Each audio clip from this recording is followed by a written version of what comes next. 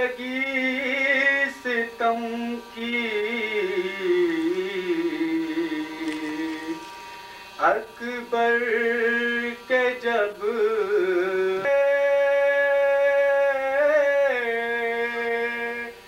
برچھی لگی ستم کی کیسے یہ تم نے منظر دیکھا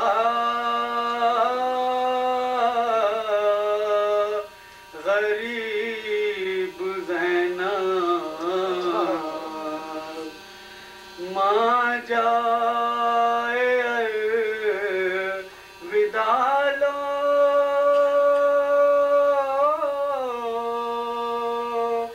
ماں جا رہی ہے ماں جائے الوداع لو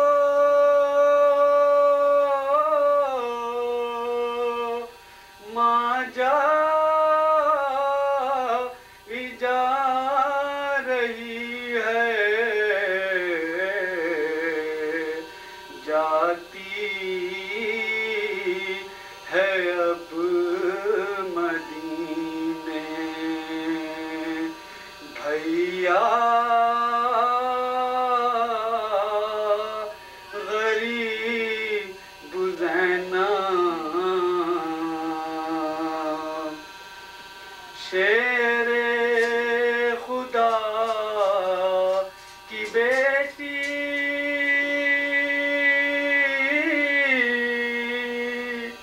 لاکھوں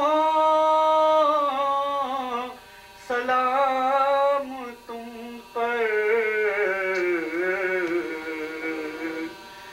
شیر خدا کی بیٹی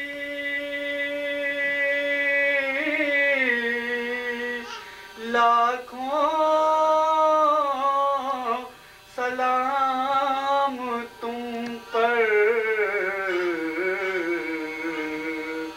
ہوتا رہے گا یوں ہی چرچا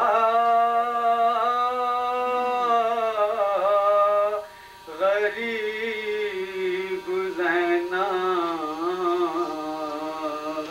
جاتی ہے اب وطن کو تنہا غریب زینب نعرہ حیدری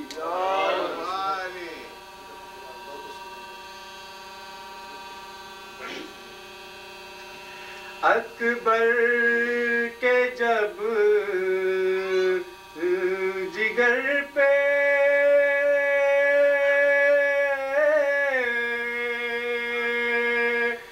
برچھی لگی ستم کی اکبر کے جب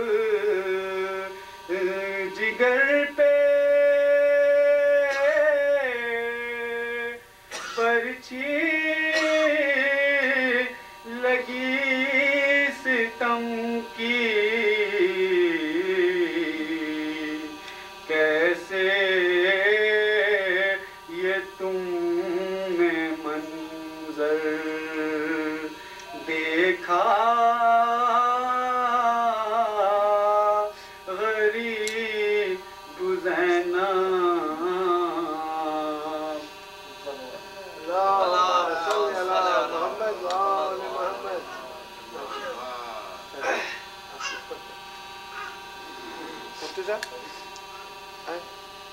پڑھے کچھ 2 منٹ پڑھ لیں ماتم شروع کریں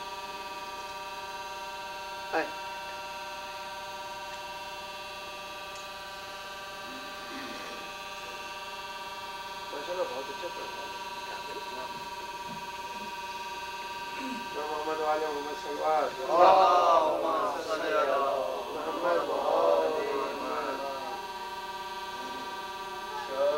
शबीर जैसा कोई रहबर ही ढूंढ लाए, शबीर जैसा कोई रहबर ही ढूंढ लाए, मरे जिनके हो 72, मरे जिनके हो 72, वो घर ही ढूंढ लाए, शबीर जैसा कोई रहबर ही ढूंढ लाए, शबीर बेवतन पे जुल्मो सितम की खातिर, शबीर बेवतन पे जुल्मो सितम की खातिर, जिन्हें कुछ ना मिल सका वो पत्थर ही ढूंढ लाए, शबीर जैसा कोई रहबर ही ढूंढ लाए। ओ मेरा बाप लेकर बैठी है गोद खाली, ओ मेरा बाप लेकर बैठी है गोद खाली, कोई अहले दर्द उसका असगर ही ढूंढ लाए, शबीर जैसा कोई रहबर ही ढूंढ लाए, ऐ सकीना बच सके ना अकबर अब्बास ओ कासम, ऐ सकीना बच सके ना अकबर अब्बास ओ कासम, अब कौन जाके तेरे गौहर ही ढूंढ लाए, शबीर जैसा कोई रहबर ही ढूंढ लाए, अब तक सदाए सुगरा सहरा में गूंजती है, अब तक सदाए सुगरा सहरा में गूंजती है, कोई है जो मेरा भाई अकबर ही ढूंढ लाए, शबीर जैसा कोई रहबर ही ढूंढ लाए। नारे सलवात।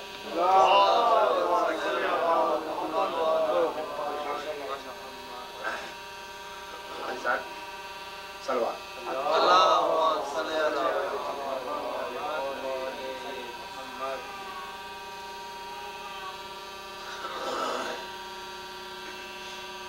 हमारे जिगर सलवार।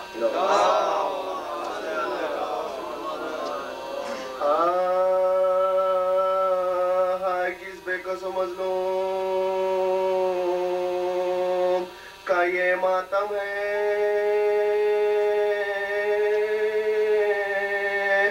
फातिमा ये रोने को ये किसका गम है, नंगे सर साथ है हूरे भी अजब आलम है, रोने वालों से ये शाद भी तो पैम है, रोने वालों से ये शाद भी तो पैम है, रोने वालों तुम्हें रोने का दिला देने को। फातिमा ये तुम सबको दुआ दे, फातिमा ये तुम सबको दुआ देने। ऐ अज़ादारों तुम्हें खालिक अकबर की कसम, कौन मजलूम है वो तुमको पैगंबर की कसम, नाम लो उसका जुबां से तुम्हें हैदर की कसम, बेजुबां असली हवाले ली असगर की कसम, बेजुबां असली हवाले ली। रो के कह दो कि कोई बेकसो मफहूम नहीं, जुज़ हुसैन इब्ने अली और कोई मजलूम। यही मजलूम मदीने का है रहने वाला, एक सैदानी ने फाकों में जिसे था, एक सैदानी ने फाकों में जिसे था। नयरे बुर्जे इमामत का यही है हाला, एक बेकस्ब सितम है ये फलक ने डाला, एक बेकस्ब सितम है ये फलक ने डाला। सुबह से असर तलक घर को लुटाया इसने, मर गए सब तो गला अपना कटाया इसने, मर गए सब तो गला अपना कटाया इसने।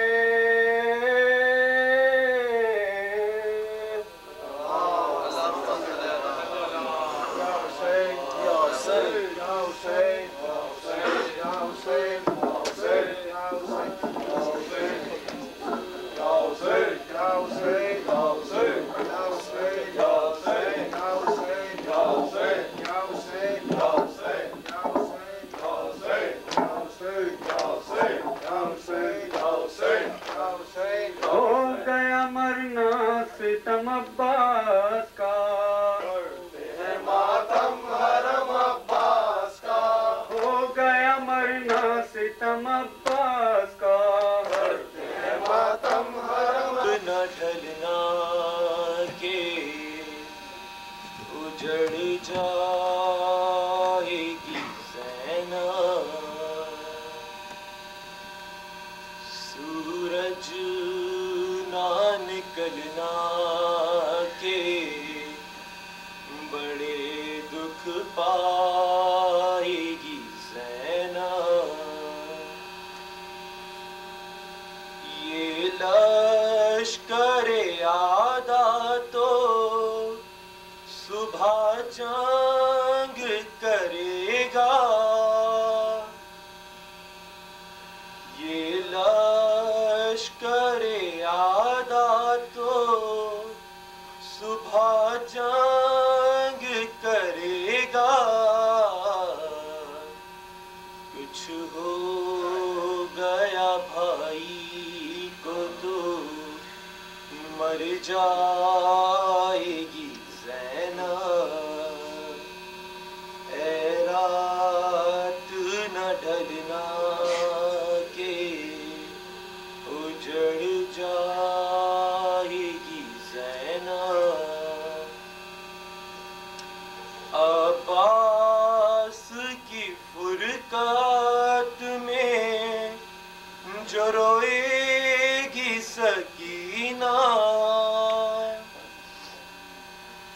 अब्बास की फुरकत में जो रोएगी सकीना। कैसे बंधे इन हाथों से बहलाएगी ज़ैना, ऐ रात न ढलना के उजड़ जाएगी ज़ैना। 18 बरस का जो अकबर नहीं होगा, 18 बरस का जो अकबर नहीं होगा, फिर किस की दुल्हन बियाह के घर लाएगी ज़ैना।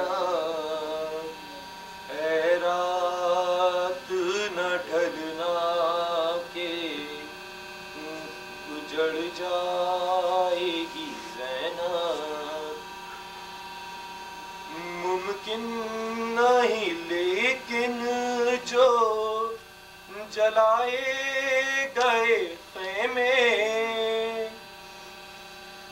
ممکن نہیں لیکن جو جلائے گئے خیمے، سجاد کو شعلوں سے بچا لائے گی زینب، اے رات نہ ڈھلنا کہ اجڑ جائے گی زینب، سورج نہ نکلنا کہ بڑے غم پائے گی زینب۔ اللهم صل على محمد وآل محمد۔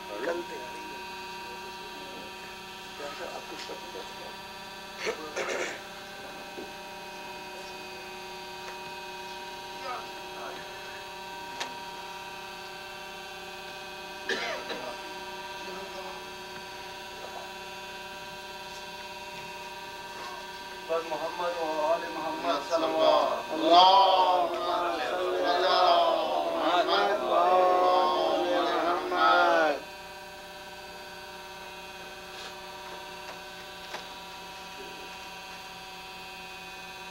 اللهم صل على محمد وآل محمد۔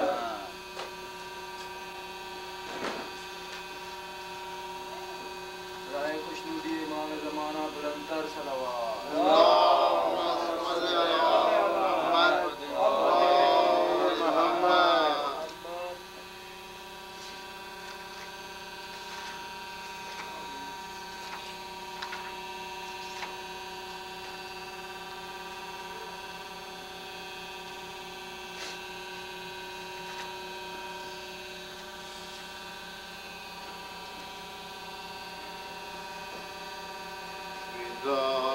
اس پہ سلامی ہے جس کا نام حسین، میرا موئی میرا آقا میرا امام، میرا موئی میرا آقا میرا امام حسین، صبا کو بھیج کے روزے پہ کر رہا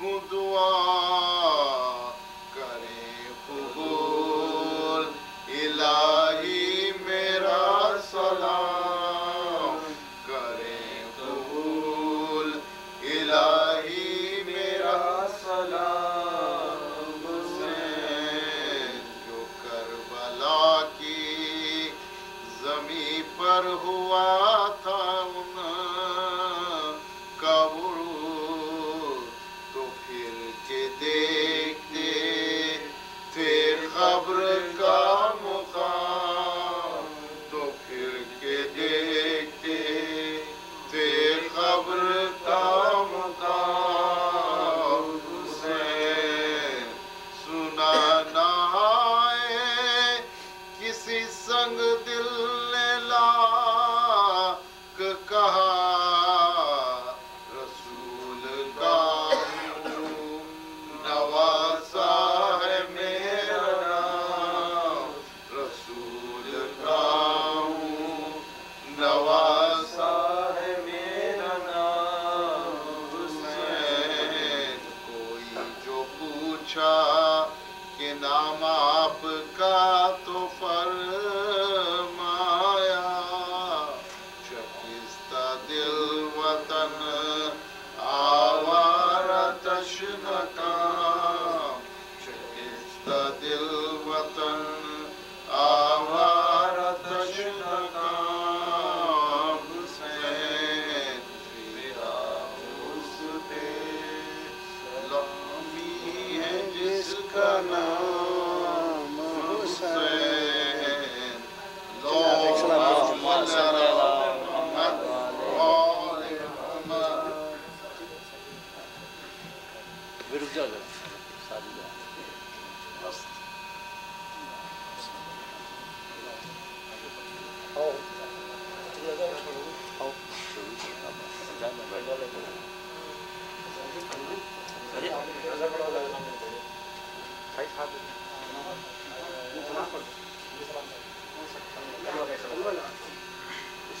بر محمد وآل محمد صلوات اللهم صل علی محمد وآل محمد.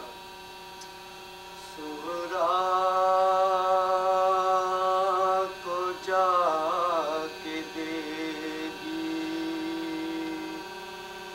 پرسا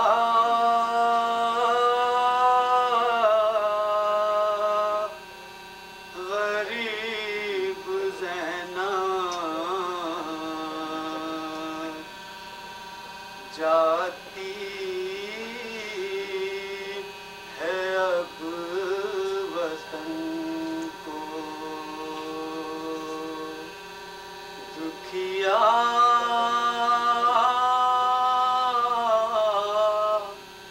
غریب زینب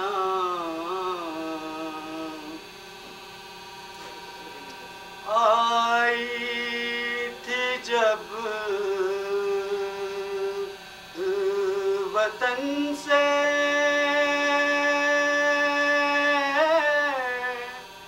تھا ساتھ میں بھرا گھر آئی تھی جب وطن سے تھا ساتھ میں بھرا گھر جاتی ہے اب وطن کو تنہا غریب زینب اکبر کے جب جگر پہ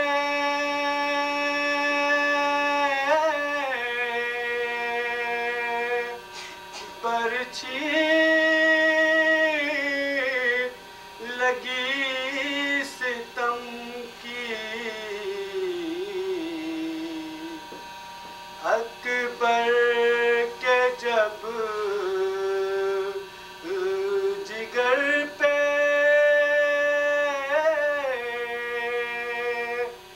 برچھی لگی ستم کی کیسے یہ تم نے منظر دیکھا غریب زینب شیر خدا کی بیٹی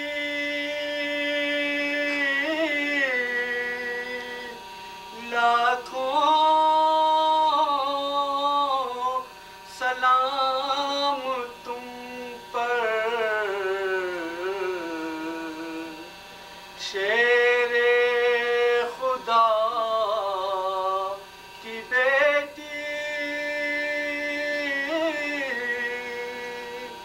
لاکھوں سلام تم پر ہوتا رہے گا یوں ہی چرچا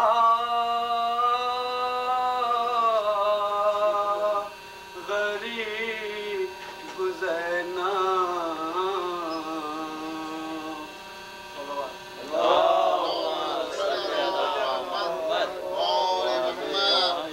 بر محمد وآل محمد صلوات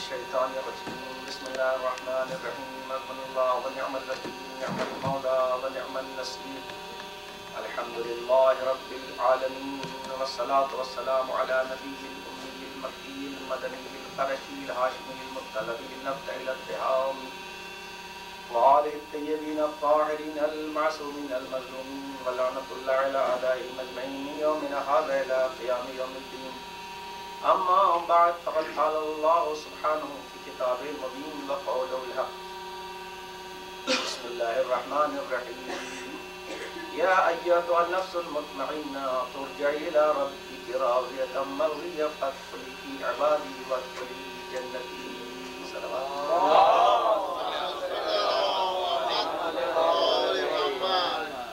میں نے آپ کی خدمت میں 30واں پارہ سورہ والفجر کی آخری چند آیتوں کی تلاوت کا شرف حاصل کیا ہے کہ جس آیت میں اللہ نے ایک ایسا لقب مظلوم کربلا کو عنایت کیا ہے جو ان کے علاوہ امام اور نبی اور اولیاء اور کائنات میں کسی کو عطا نہیں کیا ہے، اور یہ وہ لقب عطا کیا ہے انسان کسی قوم کا ہو، کسی مذہب کا ہو، کسی ملک کا رہنے والا ہو، کسی شہر کا رہنے والا ہو، ہر ایک کو اسی شے کی تلاش ہے. یعنی اللہ کہہ رہا ہے امام حسین صاحب السلام کے لیے نفس مطمئن، یعنی کہ وہ نفس ہے جس کو اطمینان ہے.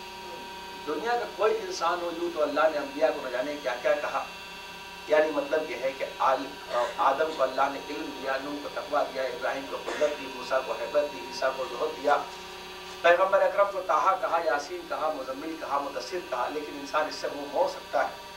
انسان جرم کر رہا ہے، جاہل ہو گیا تو ضروری نہیں کہ وہ عالم بنے. کسی نے تقوی کو چھوڑ دیا تو کوئی ضروری نہیں ہے کہ وہ تقوی بننے کی خواہش ہو. وہ اپنے کو متقی نہیں سمجھتا، یعنی کوئی متقی بنے نہ بنے کسی کو اتنی خواہش نہیں ہوتی ہے.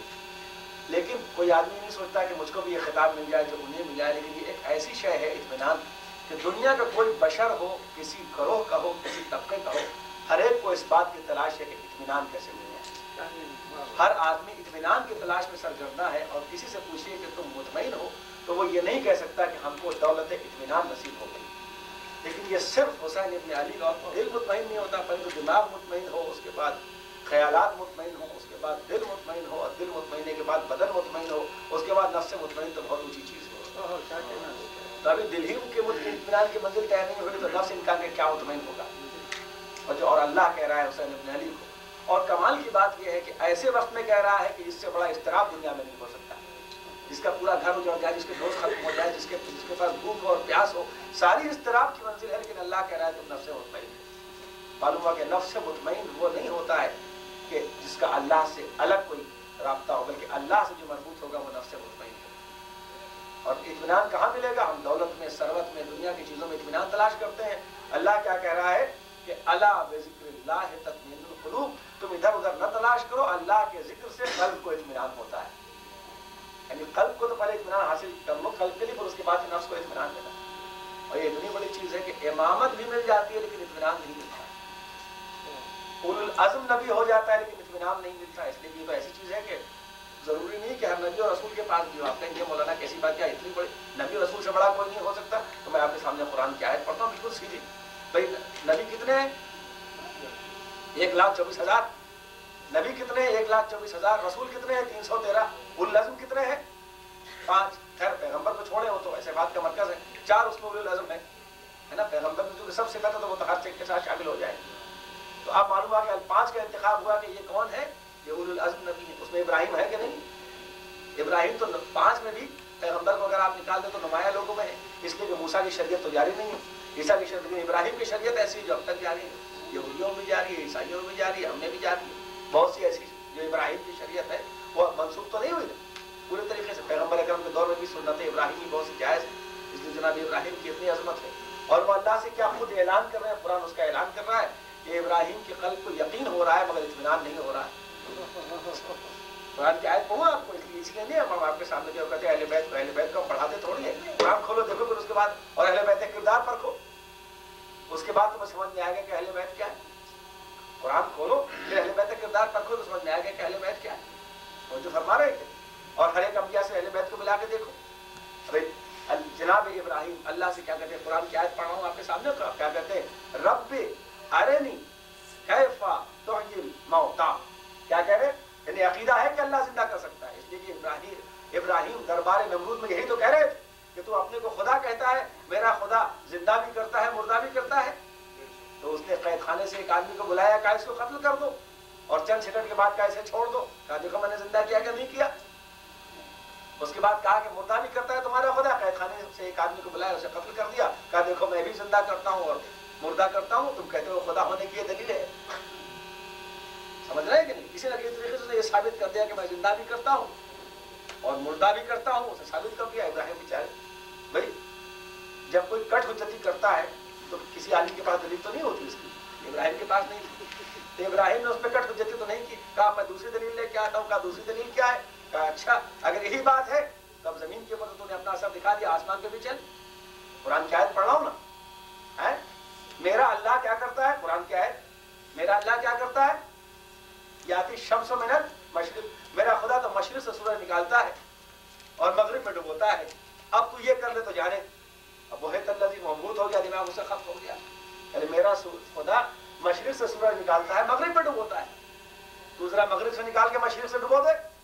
मैं कहूँगा इब्राहिम संभल के बोलना, अगर ये खुदा होने की दलील है तो ऐसा ना हो कि दुशहरी खड़ा हो, ये कह दे कि अगर मगरिब से निकलने की दलील ये है कि वो खुदा है, तो दुशहरी कह देगा फिर तो अली खुदा है इसलिए कि मगरिब में सूरज का पड़ता है।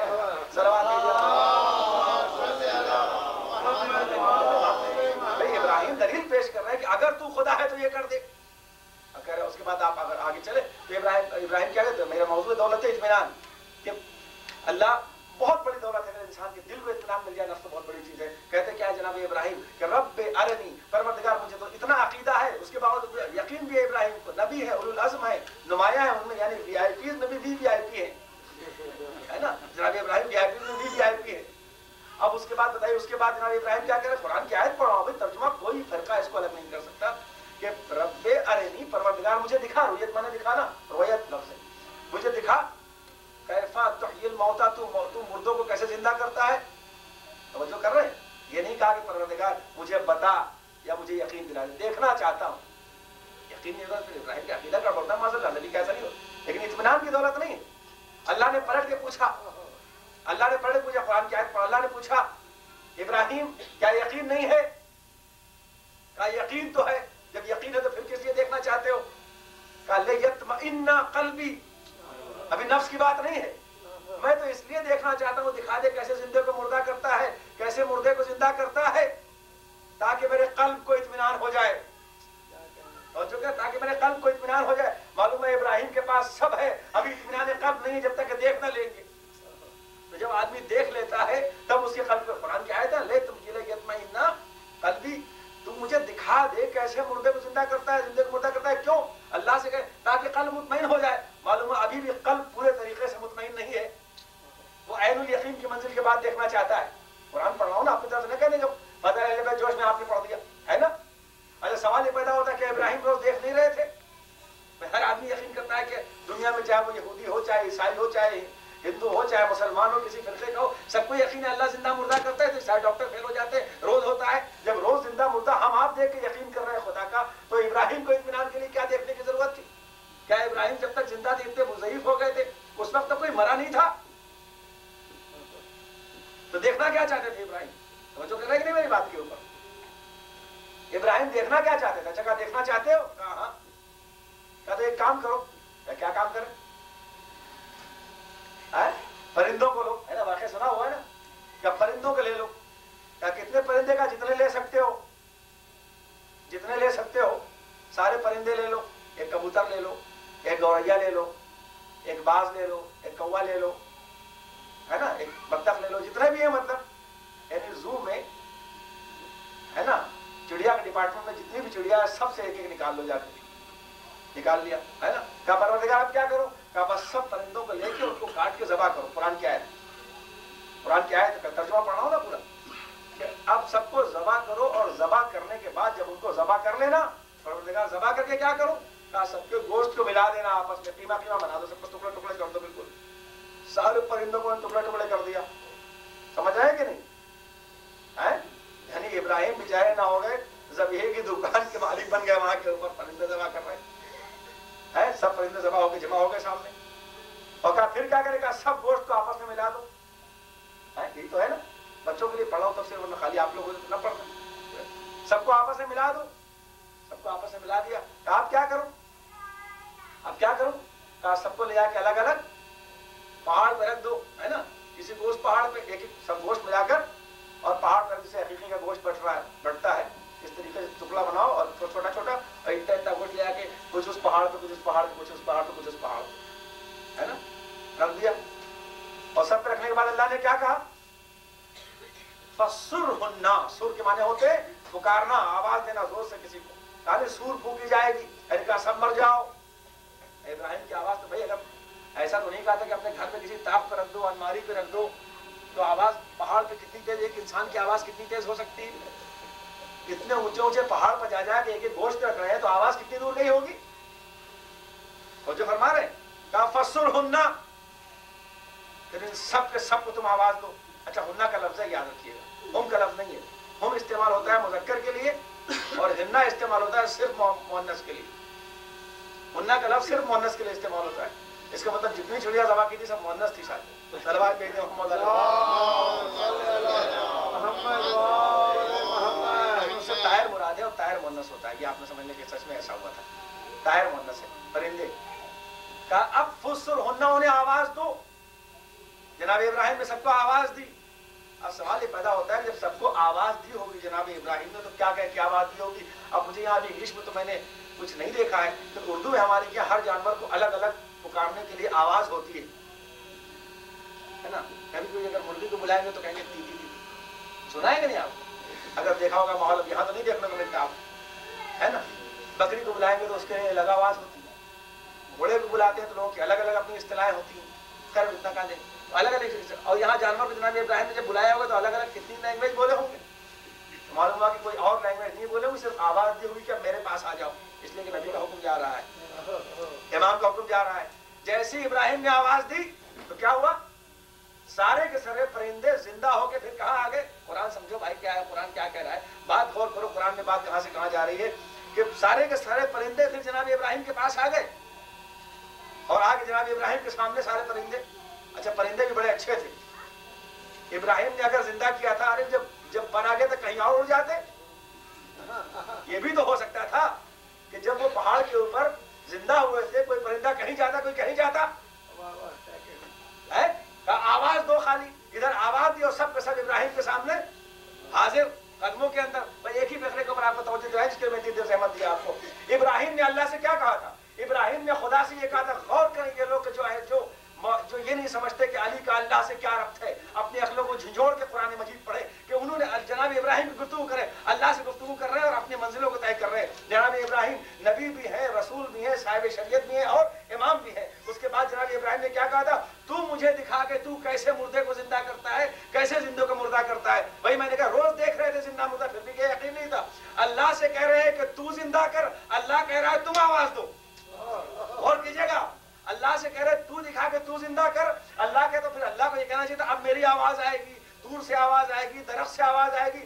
اللہ سے پوچھ رہے تھے جناب ابراہیم کہ تو کیسے زندہ کرتا ہے، تو آواز اللہ کی آنی چاہیے تھی نا. لیکن اللہ کہہ رہے ابراہیم سے تم آواز دو، تمہارے پاس آئیں گے. معلوم ہوا کبھی کبھی اللہ ایسا بھی کرتا ہے کہ زندہ اور مردہ میں کروں گا، لیکن یاد رکھو ذریعہ کسی اور کو بناؤں گا. اب ابراہیم روز مرتے اور جیتے تو دیکھ رہے تھے، لیکن یہ سمجھ میں نہیں آ رہا تھا کہ آدمی کے ذریعے کیسے زندہ اور مردہ کرتا ہے.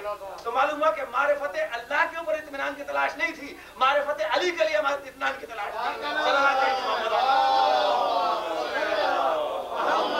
آئندہ آنے والی نسلوں میں اگر کوئی اپنے حکم سے مردہ اور زندہ کرے تو اسے شرک نہ سمجھنا کہ وہ کیسے مردہ اور زندہ کرتا ہے. اس لیے کہ ابراہیم اللہ سے کہا فسرہن، پڑھ لیجئے گا کہ ان سب کے سب کو آواز دو. لیکن یہ الگ بات ہے کہ وہ جانور تھا مؤنث ہو کے پاس آ گیا، آواز کو سمجھ لیا. یہ بیویاں ہوتی ہیں کہ جو معصوم کی آواز کو نہیں سمجھتی. صلوات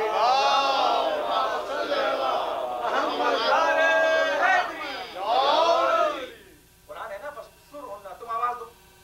معلوم ہے ابراہیم یہ دیکھنا چاہتے تھے کہ انسان کو کیسے ذریعہ بناتا ہے. تفسیر ابراہیم نہیں کر رہا ہوں تو سامنے کی بات.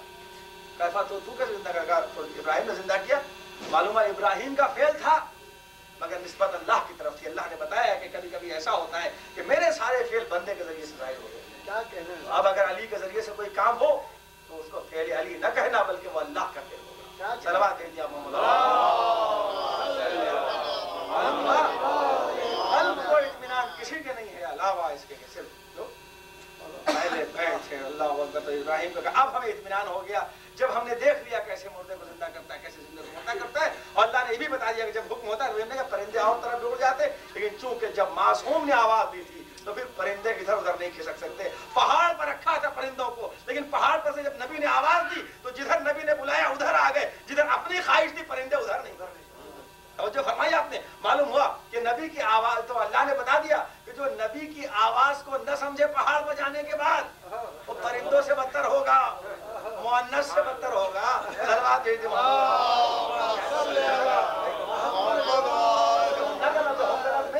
ہننا تو مذکر کے لیے استعمال ہو ہی نہیں سکتا. یونیورسل ٹروتھ ہے عربی کا, ہم کے اس طرح استعمال ہوتا ہے. یہ ابراہیم کو تلاش تھی دولت اطمینان کے. اہل بیت کو ضرورت نہیں کہ اعلیٰ بذکر اللہ تطمئن القلوب. اللہ کے ذکر سے قلب کو اطمینان ہوتا ہے. نفس مطمئن اللہ نے نہیں کہا ہے, اسی کے لیے دوہرایا تھے سب نفس مطمئن. توجہ فرمایا کہ ابراہیم کی زندگی آگے تو کہ ابراہیم کیا ہے, اور جب تمہارے ذریعے سے کروں گا. اطمینان کی دولت ہر ایک کو نصیب نہیں ہوتی. اہل بیت ہیں دنیا یہ چاہتی ہے کہ ان کو متزلزل کر دے, ان کو ہٹا دے, ان کو گھبرا دے. یعنی اپنے اوپر اس لیے کیا باطل مسترب رہتا ہے, اسے جب موقع ملتا ہے وہ سوچتا ہے جلدی سے یہ کام کر ڈالو, ایسا نہ ہو یہ چیز میرے ہاتھ سے نکل جائے. باطل مسترب رہتا ہے, حق مطمئن رہتا ہے.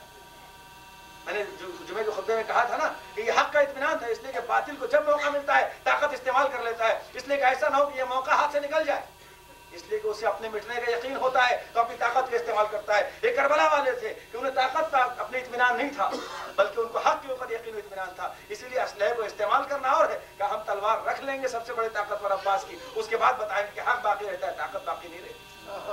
اور جو فرمایا آپ نے میرے ساتھ چل اب غور کرتے محمد کا اچھا یہ اطمینان. اسی لیے آپ غور دیجیے کیسے کیسے لوگ سوال لے کے آ رہے ہیں. مولا علی جا رہے ہیں سنانا, ایک قدم ایک رکاب میں رکھا, دوسری رکاب میں پیر رکھ رہے ہیں. ایک عورت آگے کہتی ہے, بعض میں ایک مرد آگے کہتا ہے کہ بس یا علی دوسری رکاب میں پیر رکھنے سے پہلے پورا دین سمجھا دیجیے. دوسری رکاب میں ایک رکاب میں گھوڑے کا پیر رکھے ہیں اور دوسری رکاب میں پیر رکھنے جا رہے ہیں, اور کہتی کیا ہے عورت آ کر بعد میں روایت کے اتنی دیر میں پورا دین ہے کیا چیز, پورا دین سمجھا دیجیے. اللہ اکبر. ہے کوئی دین سمجھا؟ یہ دیکھیے اطمینان, کوئی اضطراب نہیں. آپ ذرا سا برابر اپنا پیر روکا بھی نہیں. ابھی آپ نے ایک پیر رکھا تھا جلدی سے ایسے لگتا تھا کہ لوگ تیار کیے جاتے تھے باقاعدہ پیچھے, جیسے آج کل مولویوں سے سوال کرنے کے لوگ تیار کیے جاتے ہیں. صلوات بھیجیے محمد علیہ. اچھا چلے ٹھیک ہے. جیسے اس عورت نے کہا کہ مولا جلدی سے آئی, جیسے ایک پیر آپ نے رکاب میں رکھا, دوسرا پیر گھوڑے کی دوسری طرف رکھنے جا رہے تھے, کہا دوسرے قدم رکھنے سے پہلے پورا دین سمجھائیے. مولا نے ایک ہی بات کہی کہ حب اللہ طاعت اللہ و حب العباد. کہا کہ دوسری رکاب میں پیر رکھا اور لگام کھینچی اور گھوڑے کو آگے بڑھا دیا. کہا کہ اللہ کی اطاعت, بندوں سے محبت, اس کے علاوہ دین کچھ نہیں. صلوات بھیجیے محمد. اللہ کی اطاعت, بندوں سے محبت, اس کے علاوہ دین کوئی. دوسری رکاب میں پیر رکھا اور چلے گئے. اور کیا ایسا کوئی ہے تو جو پورا دین سمجھا دے دوسری رکاب میں پیر رکھنے سے پہلے, اگر وہ پورا قرآن ختم کر دے تو کون سی تعجب کی بات ہے. ایک رکاب میں پیر, دوسرے رکاب میں پیر رکھنے سے پہلے علی پورا قرآن ختم کر لیتے تھے. لوگوں کو سمجھ میں نہیں آتا کہ یہ کیسے ہوتا تھا. خیر یہ موضوعات تو پڑھ چکا ہوں. آپ نے غور فرمایا یہ ہے دولت اطمینان و سکون جو ان کے گھرانے کا. بعد میں اللہ نے بھی کہا راضیت مر دیا کہ میں تجھ سے راضی ہو گیا اور تو بھی مجھ سے راضی ہو گیا. یہ بھی تو ہے نا. یہ کوئی کہہ سکتا ہے اللہ کہ تو بھی مجھ سے راضی ہو گیا؟ یہ کوئی نہیں. اللہ کو کیا ضرورت پڑی کوئی اللہ کسی کو راضی کرے. اس کا مطلب یہ کہ حسین بھی کچھ چاہتے تھے کہ اس سے پہلے میں بھی راضی نہ ہوں گا جب اتنی قربانی دی ہے, تو کس چیز سے راضی نہ ہوں گا. کہا بس اتنی بات ہے کہ اب مجھے کوئی تفسیر تو نہیں معلوم اس کی کیا ہے. اتنا تھا کہ حسین کہ مجھے کچھ نہیں چاہیے, مجھے بیٹا نہیں چاہیے, مجھے اولاد نہیں چاہیے, دوستی نہیں چاہیے, مجھے زندگی, مجھے کیا چاہیے, مجھے تو چاہیے. یعنی جب میں تیری ملکیت ہوں, توجہ کیجیے میں آپ کو کہاں لے کے جا رہا ہوں, جب میں تیری ملکیت ہوں تو اب کربلا میں پروردگار میں تجھے اپنی ملکیت بنا کے رکھوں گا. میں کہاں لے گیا آپ کو मजलिस में। तब किसी ने कहा तू राजी हो? कहा मैं तुझे अपनी मिल्कियत बना के रखूंगा। ये क्या मतलब है मौलाना? ये क्या कह दिया कि अल्लाह को हुसैन ने अपनी मिल्कियत बना ली? कहा परवरदिगार अब मैं तुझे अपनी मिल्कियत बना के रखना चाहता हूँ और उससे कम पर मैं राजी नहीं हूँ। जब मैंने इतनी कुर्बानी दी है तो मैं उससे कम पर राजी नहीं हूँ। जब मैं तेरी मिल्कियत हूँ तो आदमी की मेराज ये है, इंसान की मेराज ये है कि अल्लाह की मिल्कियत में हो जाए। वहां पढ़ते ना या मन बियदिही नासियती, उसके हाथ में मेरी पेशानी परवरदिगार, मेरी लगाम अपने हाथ में ले ले और अपनी मर्जी के हवाले कर दे। कहा नहीं अब मैं भी इससे कम पर राजी नहीं हूँ। गौर करें आपके हुसैन की मंजिलत क्या है, इसलिए कि ये दिन हुसैन के हैं, ये घंटे हुसैन के हैं, ये मिनट हुसैन के हैं, ये सेकंड हुसैन के हैं, ये किसी और के नहीं है, ये खरीदे हुए हैं। इसमें जिक्र हुसैन होता है और जो मिलता है वो हुसैन के सदक़े में सबको मिलता है, हुसैन के तुफैल में सबको मिलता है। चाहे इंसान को कुछ नमाज मिले, रोजा मिले, कुछ भी मिले, लेकिन हुसैन के सदक़े में मिलता है। मैं पढ़ चुका हूँ ना, मिंबर रसूल का कहलाता है। मिंबर को हम मिंबर रसूल कहते हैं और मजलिस इसी में पढ़ी जाती है कि मजलिस को मजलिस हुसैन कहते हैं, हम मजलिस रसूल नहीं कहते। क्यों? इसलिए कि मिंबर रसूल ना होता अगर हुसैन ना होते। और जो फरमाया आपने, मिंबर ना होता अगर हुसैन ना होते। इसीलिए अब हुसैनियत की पहचान क्या है? कि जब तक हुसैन का जिक्र नहीं होगा उस वक्त तक पहचान नहीं होगी कि ये मिंबर है कि लकड़ी का ढांचा है। मैं नहीं कह रहा हूं, चौथे इमाम से पूछे, इसलिए कि जिस वक्त के मिंबर तो सब जगह था ना, बनी उमैया का मिंबर भी था, माविया के औलादों का मिंबर भी था, है ना, हुसैन के दुश्मनों भाई दरबार यजीद में मिंबर ही तो रखा था। अरब में बाद रसूल मिंबर का रवाज बन गया, मिंबर ही तो रखा हुआ था। और जब जिस वक्त के चौथे इमाम अलैहिस्सलाम के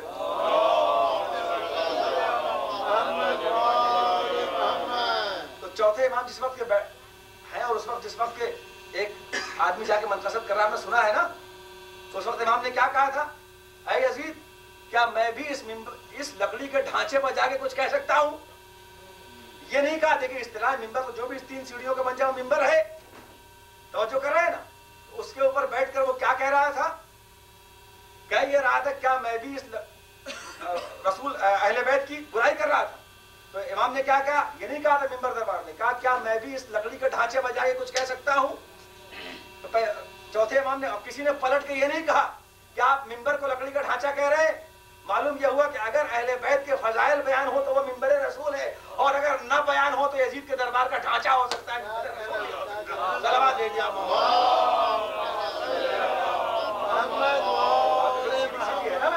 मासूम का कौल पेश कर रहा हूं और आपके सामने कुरान कहा कि मैं जो इमाम ने कहा, इमाम ने जाने के बाद कहा आप बता जिनका नाम लिया जा रहा है वो कौन है ना? अपने फजाइल बयान किए, मुझे उस खुतबा नहीं पढ़ना पूरा, लेकिन जब इमाम एक मर्तबा अपने फजाइल बयान करने लगे तो इमाम अपने फजाइल का, तूने हमारी बुराई की है, हम कौन है? इमाम ने बयान किया कि हम कौन है, दीन क्या है, इस्लाम क्या है, रसूल क्या। जब बयान किया और जब इमाम ने बयान कर लिया तो कौन सा तरीका अख्तियार किया गया? तलवार नहीं उठाई गई, इसलिए कि उससे पहले यजीद के फजाइल बयान हो रहे थे, बनी उमैया के फजाइल बयान हो रहे थे, अहले बैत की बुराई हो रही थी। और जब चौथे इमाम ने एक मरतबा शुरू किया तो ये अब उस वक्त यजीद के पास पूरी ताकत थी, ये नहीं कहता कि तलवार निकाल लो। पॉलिसी यजीद की आप देख लें, कोई बात नहीं, ये सब इस्लाम के अजीब अजीब रुख है। ये नहीं कहता कि जंजीर डाल दो, कैद खाने में भेज दो, तवज्जो कर रहे, ये नहीं कहता सर उड़ा दो, ये नहीं कहता कोड़े लगाओ, ये नहीं कहता दुर्रे लगाओ। यजीद क्या कह रहा है? अब यजीद बिल्कुल मालूम हो रहा है कि अपने बाप का 100% बेटा है। क्या कहता है? अब इनकी तकरीर में इतना जोश है, ये साहिब नजीब बलागा के होते हैं, ये रुक नहीं सकते। क्या करो? अजान दिलाओ। मालूम कि नया तरीका नहीं है अहले बैत के फजाइल के लिए अजान को लाने का। ये तो पॉलिसी यजीद ने बताई थी कि जब अहले बैत के फजाइल बयान हो तो कभी उसमें कोई खराब चीज मुकाबले में न लाना, बल्कि हमेशा अजान को लेके आना, ताकि मालूम हो जाए कि अब अगर कोई अहले बैत के जिक्र के वक्त अजान की पॉलिसी अख्तियार करे तो समझ लेना वो दरबार यजीद की पॉलिसी पे चल रहा है, हुसैन की पॉलिसी पे।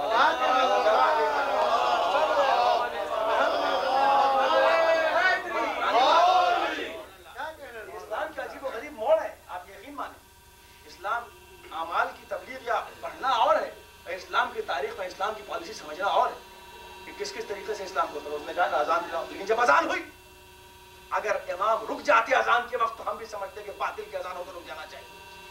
जब उसने कहा अशहदु अन्ना मुहम्मद रसूलुल्लाह, तो इमाम उस भूखे प्यास के आलम में कहते यजीद बता मेरे नाना थे तेरे नाना थे।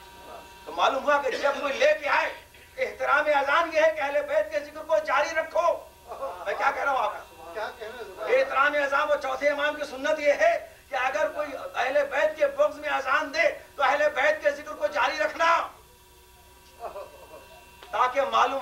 ہے کہ وہ اذان نہیں ہے، وہ مسجد زرار کی اذان ہے، مسجد نبی کی اذان نہیں ہے۔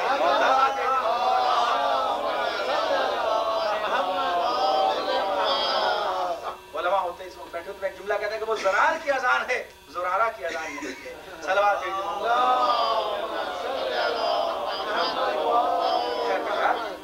کوئی ایسی بات نہیں، میں تو آپ کو بہت اطمینان الحمدللہ سکون سے پڑھتا ہوں، تو اگر کوئی جوش کا انداز آ بھی جاتا ہے تو عادتاً آتا ہے، طبیعت نہیں آتی، اس لیے کہ حق والوں کا ہمیشہ اطمینان رہتا ہے۔ اطمینان کی دولت میں تو حسین نے کیا کہا؟ مجھ سے راضی ہو گیا۔ میں نے سوچا یہ کیا مطلب ہے، تجھے مجھ سے راضی ہو گیا؟ کیا حسین اللہ سے راضی نہیں تھے؟ کہا نہیں، اب ہمیں کچھ نہیں چاہیے، لیکن میں میدان عرفات میں یہ کہہ کے آیا ہوں، اور یہاں بھی یہی کہہ رہا ہوں کہ الہی ما فقد من وجدک اور ما وجد من فقدک، کہ پروردگار جس نے تجھے لاس کر دیا اس نے کیا پایا، جس نے تجھے پا لیا اس نے کچھ نہ پا کے بھی کیا نہیں پایا۔ کیونکہ اب میں اس سے کم پر راضی نہیں ہوں کہ تو میرا ہو جا، بس جب میں تیرا ہو گیا تب تجھ کو ہی میرا ہونا پڑے گا۔ تو جو کیا یہ اس باپ کا بیٹا جس نے شب ہجرت اللہ کی مرضی کو خریدا، یہ ہے کہ تو مجھ سے راضی کا، اب تو میری ملکیت ہے۔ اب حسین کی ملکیت ہے، کیا مطلب؟ معاذ اللہ کو خریدا نہیں ہے۔ ملکیت کا مطلب یہ ہے کہ پروردگار اب جسے اسی کو تو ملے گا جسے میں ملوں گا، اور جسے میں ملوں گا اسے تو ملے گا، جسے میں نہیں ملوں گا اسے تو اب نہ ملنا۔ اس لیے کہ رسول بھی روز غدیر یہی دعا کر چکا ہے تجھ سے کہ پروردگار وہ اسی کو اللہم وعد من والا وعد من وعدا وانصر من نصرہ واخذل من خذلہ۔ جب تو نے بلغ کا لہجہ اختیار کیا ہے تب ہم بھی تو تیرے پیارے رسول ہیں، اب اسی کو دوست رکھنا جو علی کو دوست رکھے، اس کو دشمن رکھنا جو علی کو دشمن رکھے، اس سے محبت کرنا جو علی سے محبت کرے۔ تو اب اس کا مطلب یہ تھا، راضیت مرضیہ کا مطلب یہ ہے کہ جس کو حسین نہیں مل سکتے اس کو خدا نہیں مل سکتا، اور جس کو حسین ملیں گے اسے خدا ملے گا، جسے خدا ملے گا اسے حسین ملیں گے۔ شاعر کہتا ہے کہ یہ نہ پوچھو کہ کیا حسین کا ہے، یہ نہ پوچھو کہ کیا حسین کا ہے، سب خدا کا، خدا حسین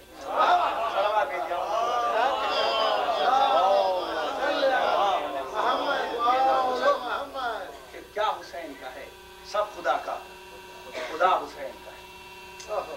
ظلم ہارے گا صبر جیتے گا، ظلم ہارے گا صبر جیتے گا، دوستو فیصلہ حسین کا ہے، دوستو فیصلہ حسین کا ہے۔ یہ نہ پوچھو کہ کیا، سب ملکیت ہے حسین ابن علی۔ اللہ نے کہا وہ جس کے پاس حسین نہیں ہے اس کے پاس خدا نہیں ہے۔ اسی لیے ہم مجلسوں میں تو نعرے حیدری لگاتے ہیں، نعرے تکبیری لگانا چاہیے، اللہ سب سے بڑا ہے، اللہ کی بات ہو گئی، سب کی بات ہو گئی، لیکن ساتھ میں حسینیت زندہ باد اور نعرے جو لگائے جاتے ہیں، اگر یہ اس کا مطلب یہ ہوتا ہے کہ نعرے تکبیر کربلا میں جو بلند ہوا تھا، نعرے تکبیر جو بلند ہوا تھا، اگر صرف حسین کی طرف بلند ہوتا تو ہم نعرے تکبیر ہی لگاتے، لیکن چونکہ یزید والے بھی جب کربلا میں 72 کو قتل کر رہے تھے، توجہ کرتے رہے آپ، بس ایک فقرے کے اندر بات تمام ہے اس اعتراض کی کہ جس وقت ابھی امام حسین السلام کا سر کٹا، تھوڑی دیر مسائب آپ نے آنسو روک کے میری بات کو سمجھ لے کہ جب امام کا سر کٹا تو کسی نے معاویہ کا نعرہ لگایا تھا، ابو سفیان کا نعرہ لگا تھا، بنی امیہ کا نعرہ لگا تھا، یزید زندہ باد کا نعرہ لگا تھا۔ نعرہ کون سا لگا تھا؟ کربلا کے میدان میں حسین کا سر کٹنے کے بعد نعرہ کون سا لگا تھا؟ سب سے بڑا نعرہ شمر نے بلند کیا نا، کہ بس اب کام تمام ہو گیا، جس کا ڈر تھا وہ ختم ہو گیا، تو نعرہ کون سا بلند کیا؟ نعرے تکبیر بلند کیا نا۔ تو اب اسی لیے تو ہم حسینیت زندہ باد اور نعرے حیدری لگاتے ہیں تاکہ دنیا سمجھ لے کہ یہ نعرے تکبیر لگانے والے رسول اللہ والے ہیں، یزید والے نہیں ہیں۔ صلوات بھیج دے محمد والے۔ نعرے تکبیر ادھر بھی ہے، نعرے تکبیر ادھر بھی ہے، تو معلوم کیسے ہو کہ یہ مظلوم کا نعرے تکبیر ہے کہ ظالم کا نعرے تکبیر ہے، قاتل کا نعرے تکبیر ہے کہ مقتول کا نعرے تکبیر ہے؟ تو معلوم نہیں نعرے تکبیر کے ساتھ ہم اس کے اندر نیچے دستخط بھی کر دیتے حسینیت کہہ کر کہ یہ ادھر کا نعرے تکبیر نہیں ہے، یہ ادھر کا نعرے تکبیر۔ اور جو فرمایا بہرحال میں اپنی بات کو تمام کر چکا کہ یہ اللہ نے کہا اب حسین ابن علی کی ملکیت پوری کائنات ہے۔ وہی میں نے کہا نا کہ ایک اور میں ایک جملہ ہمیشہ کہتا ہوں، تو میں نے ابھی نئی بات کہی تھی اپنے اعتبار سے کہ مجھے یاد نہیں میں نے پڑھی ہو، لیکن ایک طرح یہ کلام میں نے کہا تھا آپ خود غور کریں، کچھ چیزیں تو ایسی ہیں جو آدمی کو ہفتے کچھ مہینے کچھ سالوں غور کرنے کو غور بتاتی ہیں کہ یہ ذہنیت کوئی نئی نہیں بنائے گی حسین کے لیے۔ بھائی تو رسول کے دور سے پہلے ایک جملہ میں اکثر کہتا ہوں، پھر بھی کہوں گا بلکہ میں دہراتا رہوں گا کہ اسی تک یہ کلام کہتا ہوں اس کو کہ آپ غور کریں کہ حسین تک دنیا اتنی بدل گئی کہ صبح سے شام تک جو لوگ قتل کر رہے ہیں ان کو معلوم ہی نہیں کہ وہ کیا کر رہے ہیں۔ اور جس وقت امام کا سر کٹنے کے بعد ہے نا، اور لوگ یہ چاہتے ہیں کہ اب ان کی سواری کے جانور کو بھی ختم کر دو عداوت میں، اپنا اپنا کیوں لے کے پڑھتے. غور کیجیے آپ، اسلام کی ہسٹری غور کیجیے، اسلام کی تاریخ غور کیجیے، اسلام کا موڑ غور کیجیے آپ. کہ جس وقت ہے نا، سنتے ہیں نا آپ کہ جس وقت سے اپنے اپنی کمانوں کے اندر تیر جوڑ کے ایک مرتبہ چلے کہ بھائی حسین ختم ہو گئے تب گھوڑوں کو بھی ختم کر دو، تو عمر سعد ایک مرتبہ لشکر کو چیرتا ہوا آگے بڑھ کے آواز بلند کرتا ہے، کیا غضب کر رہے ہو، کیا غضب کر رہے ہو؟ لوگوں نے کہا کیوں؟ کہا تم کو معلوم نہیں ہے کہ اس گھوڑے پر رسول سوار ہوا کرتے تھے. بس یہ معمولی جملہ نہیں، اس سالوں سوچا اس کے اوپر، سالوں اس پالیسی. یعنی اتنی جلدی زمانہ ایسا بدل گیا کہ جس جانور پر چونکہ ابھی وہی بات تھی کہ اپنے کو مسلمان کہہ کے ہر کام کرنا چاہتے تھے نا، تو اتنی جلدی زمانہ ایسا بدل گیا کہ یہ کہہ رہے ہیں کہ رسول جس گھوڑے پر سوار ہوتے تھے اسے ایک تیر نہ لگنے پائے، اور جو رسول کے اوپر سوار ہوا کرتا تھا، جو رسول کے دوش پہ سوار ہوا کرتا تھا، اسے تیروں سے چھلنی کر دیا گیا. کہا اچھا ٹھیک ہے. اور یہ جملے تمام موجود ہیں. لیکن قربان جائیں حسین کی بہن زینب کے، کیا بھیا تمہارا بھی مشن مکمل نہیں ہو؟ یہ اپنے کو مسلمان کہہ رہے ہیں نا، یہ اپنے کو رسول کی عظمت کے احترام والا کہہ رہے ہیں نا. ٹھیک ہے عمر سعد، تو روز عاشورہ کہہ لے، تو روز عاشورہ اس وقت کہہ لے کہ یہ رسول کی سواری کا گھوڑا ہے، لیکن تیرا جو اصل حاکم یزید ہے اس کو اگر میں غیر مسلمان ثابت نہ کر لوں تو مجھے زینب نہ کہنا، اس لیے کہ میں حسین کی پالیسی کو آگے بڑھانے والی ہوں، حسین کی نسل کو آگے بڑھانے والی ہوں. اب بت یہاں رسول کا احترام عجیب تضاد پایا جاتا ہے. اور پھر جس وقت کٹا ہوا سر امام کا دربار یزید میں پہنچتا ہے تو یزید کا فقرہ، بس وہیں کے پر کربلا کی جیت کا اعلان خود یزید کے منہ سے ہو رہا تھا کہ ایک مرتبہ یزید کیا کہتا ہے، ولا جاء نبیون ولا وحیون،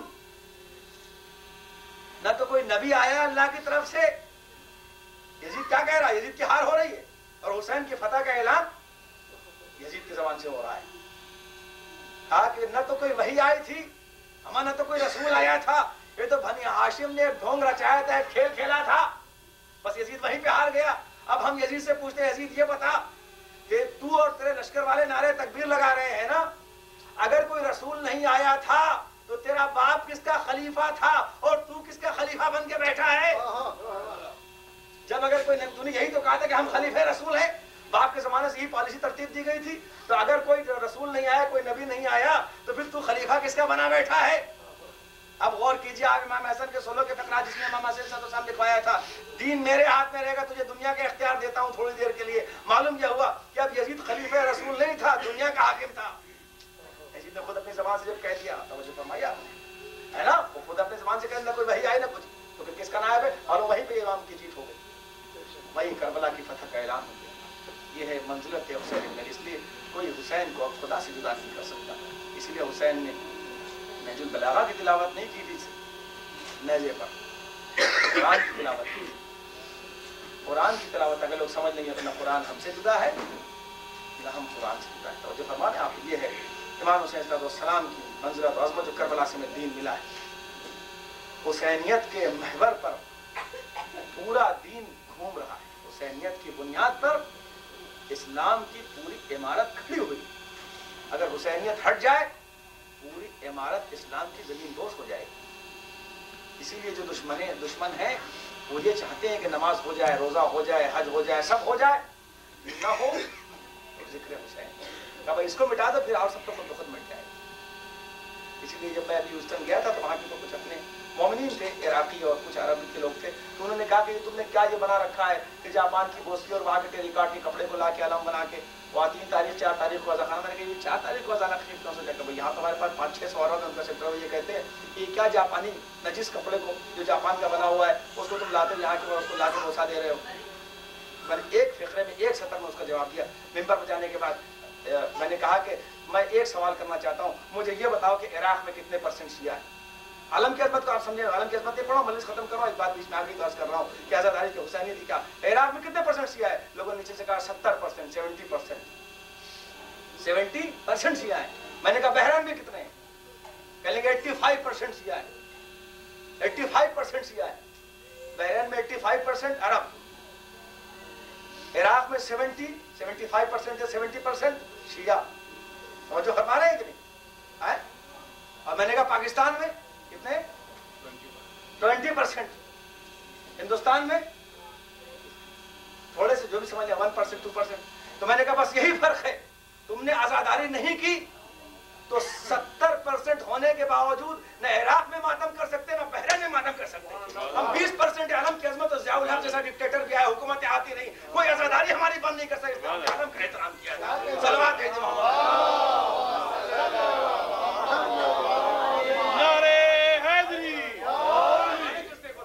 ہم نے جب عباس کے علم کے آگے سر جھکایا تو ہم 15% نے حکومتوں کو ہلا دیا, ہم نے جیلوں کی سلاخوں کو ہلا دیا, ہم نے لوگوں کی تلواریں کند کر دی, ہم نے لوگوں کی بندوقوں کی گولیوں کو ختم کر دیا. گولیاں ختم ہو گئی, فوجی ختم ہو گئے, تلواریں کند ہو گئی. لیکن آج بھی یا حسین اسی طریقے سے 10 سال لوگ حکومت کرتے رہے, 11 سال کرتے رہے, لیکن ہمیں اتنی کمی کے باوجود کوئی ہمیں جھکا نہیں سکا, اس لیے کہ ہم نے علم کا احترام کیا تھا. اس لیے پاکستان میں ماتم ہوتا ہے, عراق میں ماتم نہیں ہو سکتا, بحرین میں ماتم نہیں ہو سکتا.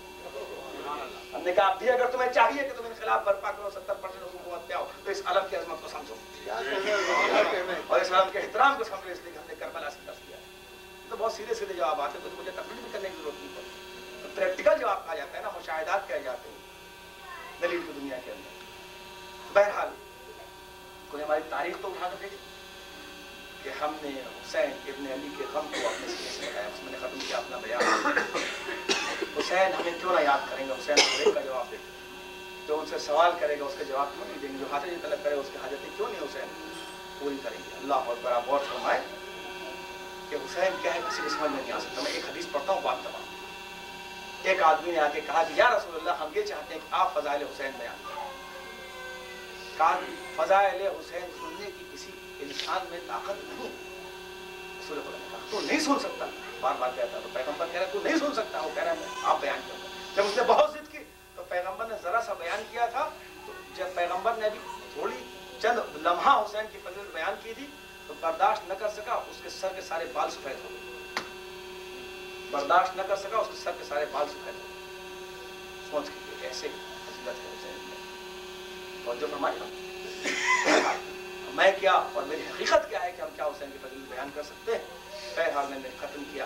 حسین اب تو جو مسائل پڑھے جاتے ہیں عاشور کے بعد, اصل تو 10 دن ہی ہے. بہرحال 10 دن کی تو بات تھی کہ آپ 2 مہینہ ماتم کریں, 10 دن کی تو بات ہی الگ ہوتی ہے جو ہم سے رخصت ہو. عشرے کی بات تو الگ ہوتی اور تو تسکین ہوتی.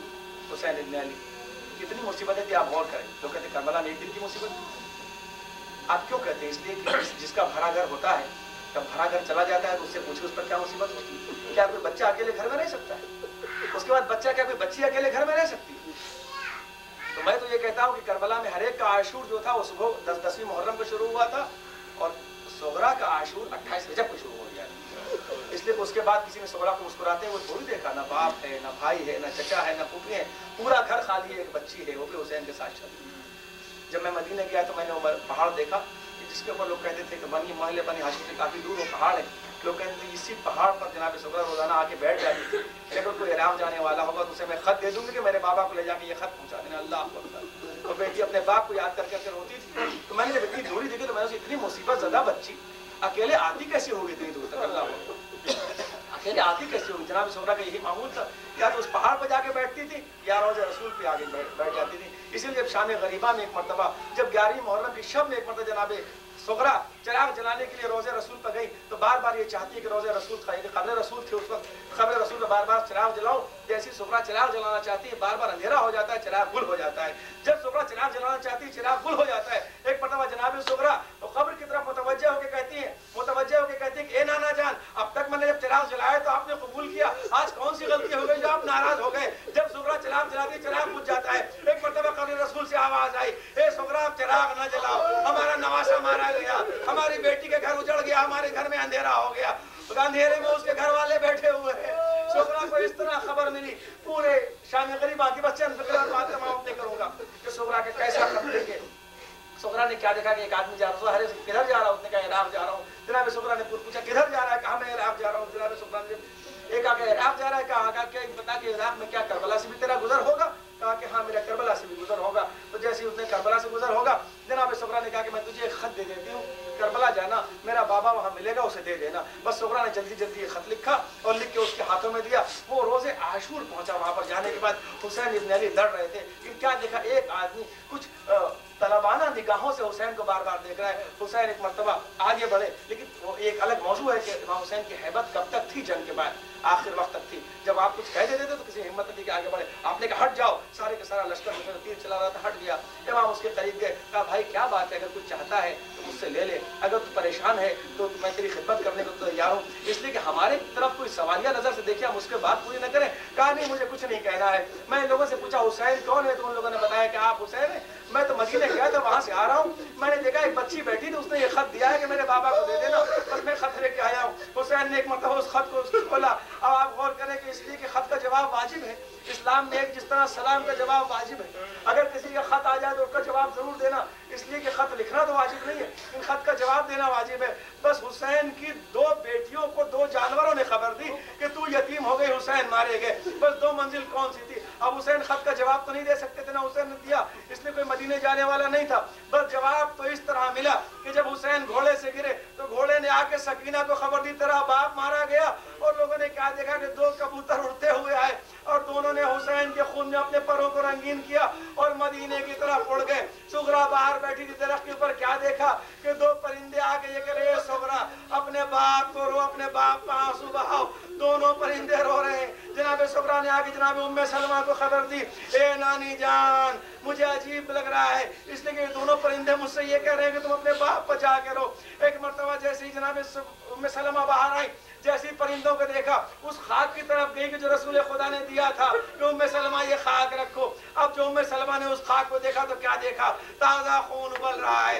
उम्मे सलमा ने सुगरा को कलेजे से लगा दिया, ए मेरे लाल तेरा बाप मारा गया, तू यतीम हो गई।